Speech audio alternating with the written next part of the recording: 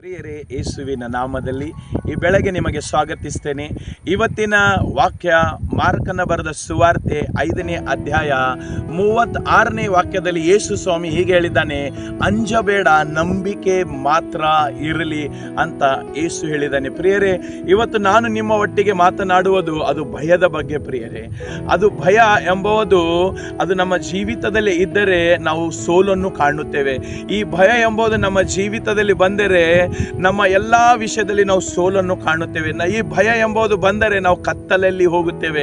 ಈ ಭಯ ಎಂಬುದು ನಮ್ಮ ಹೃದಯದಲ್ಲಿ, ನಮ್ಮ ಯೋಚನೆಯಲ್ಲಿ ಇದ್ದರೆ ನಮಗೆ ಮುಂದಕ್ಕೆ ಹೋಗಲಿಕ್ಕೆ ಆಗೋದಿಲ್ಲ. ಪ್ರಿಯರೇ, ಈ ಭಯ ನಮಗೆ ಮರಣದ ಕಡೆಗೆ ನಡೆಸುತ್ತದೆ. ಈ ಭಯ ನಮಗೆ ಎಲ್ಲ ಅಪನಂಬಿಕೆ ಕಡೆಗೆ ನಡೆಸುತ್ತದೆ. ಈ ಭಯ ನಮಗೆ ಸೋಲಿನಲ್ಲಿ ನಡೆಸುತ್ತದೆ. ಪ್ರಿಯರೇ, ಅದಕ್ಕೆ ಯೇಸು ಹೇಳ್ತಾ ಇದ್ದಾನೆ, ಅಂಜಬೇಡ, ನಂಬಿಕೆ ಮಾತ್ರ ಇರಲಿ ಅಂತ ಯೇಸು ಹೇಳಿದ್ದಾನೆ. ಪ್ರಿಯರೇ, ಈ ವಾಕ್ಯ ಯೇಸು ಸ್ವಾಮಿ ಆ ಕಾಲದಲ್ಲಿ ಹೇಳಿದನು. ಒಬ್ಬ ವ್ಯಕ್ತಿ ಯೇಸುವಿನ ಹತ್ತಿರ ಬಂದಿದ್ದನು. ಆತನ ಹೆಸರು ಯಾಯರ್. ಆತನು ಯೇಸುವಿನ ಪಾದದಲ್ಲಿ ಬಂದು ಆತನ ಮಗಳು ತೀರಿ ಹೋಗಿದ್ದಳು. ಪ್ರಿಯರೇ, ಆ ಮಗಳು ತೀರಿ ಹೋದಳು. ಅದಕ್ಕೆ ಆ ವ್ಯಕ್ತಿ ಯೇಸುವಿನ ಸನ್ನಿಧಾನದಲ್ಲಿ, ಯೇಸುವಿನ ಪಾದದಲ್ಲಿ ಬಂದು ಯೇಸುವಿಗೆ ಬೇಡ್ತಾ ಇದ್ದನು, ಯೇಸುವೇ, ನನ್ನ ಮಗಳು ತೀರಿ ಹೋಗಿದ್ದಾಳೆ.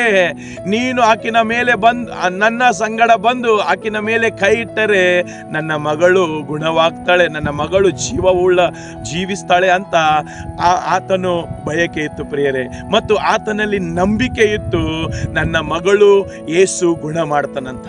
ಪ್ರಿಯರೇ, ಇವತ್ತು ನಿನ್ನ ಬಳಿಗೆ ನಂಬಿಕೆ ಇದಿರಬಹುದು, ನಿನ್ನ ಬಳಿಗೆ ಅನೇಕ ಕೆಲಸ ಕಾರ್ಯಗಳೇ ಮಾಡ್ಲಿಕ್ಕೆ ನಂಬಿಕೆ ಇದಿರಬಹುದು, ಸೇವೆ ಮಾಡ್ಲಿಕ್ಕೆ ನಂಬಿಕೆ ಇದಿರಬಹುದು, ಎಲ್ಲ ಮಾಡ್ಲಿಕ್ಕೆ, ಈ ಲೋಕದ ಎಲ್ಲ ಕೆಲಸ ಕಾರ್ಯಗಳನ್ನು ಮಾಡ್ಲಿಕ್ಕೆ ನಿನಗೆ ನಂಬಿಕೆ ಇದಿರಬಹುದು.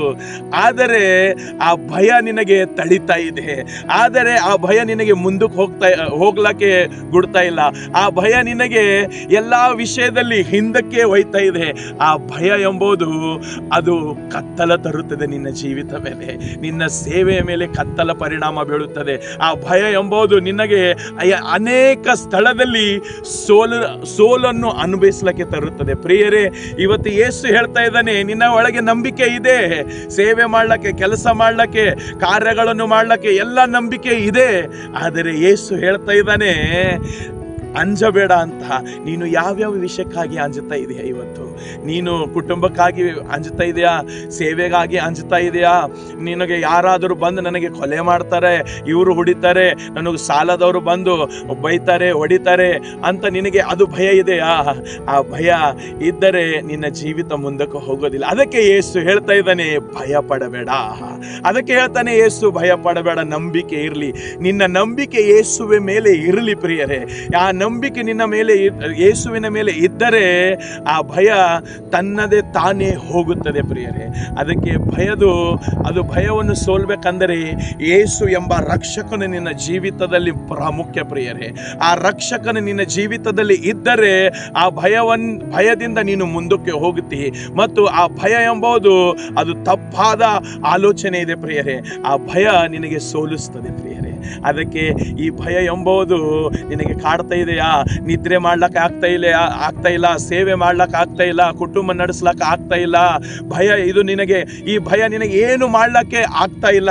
ಆದರೆ ಯೇಸು ಹೇಳ್ತಾನೆ, ಭಯ ಪಡಬೇಡ, ನಾನು ನಿನ್ನ ಸಂಗಡ ಇದ್ದೇನೆ ಅಂತ ಹೇಳ್ತಾ ಇದ್ದೆ. ನೀನು ಯಾರಾದರೂ ಇರಬಹುದು, ಎಲ್ಲಾದರೂ ಇರಬಹುದು, ಯೇಸು ನಿನಗೆ ಹೇಳ್ತಾ ಇದ್ದಾನೆ, ಭಯ ಪಡಬೇಡ. ಯಾವ ವಿಷಯಗಳಿಗಾಗಿ ಭಯ ಪಡಬೇಡ? ಸೇವೆಗಾಗಿ ಭಯ ಪಡಬೇಡ, ಕುಟುಂಬಕ್ಕಾಗಿ ಭಯ ಪಡಬೇಡ, ಹಣಕ್ಕಾಗಿ ಭಯ ಪಡಬೇಡ. ಯಾವ ವಿಷಯಗಳಿಗಾಗಿ ಯೇಸು ಹೇಳ್ತಾ ಇದ್ದಾನೆ, ನಿನಗೆ ಭಯ ಪಡಬೇಡ ಅಂತ. ಯೇಸು ನಿನ್ನನ್ನು, ನಿನ್ನ ಕುಟುಂಬವನ್ನು, ಈ ವಾಕ್ಯವನ್ನು ಆಶೀರ್ವಾದ ಮಾಡಲಿ.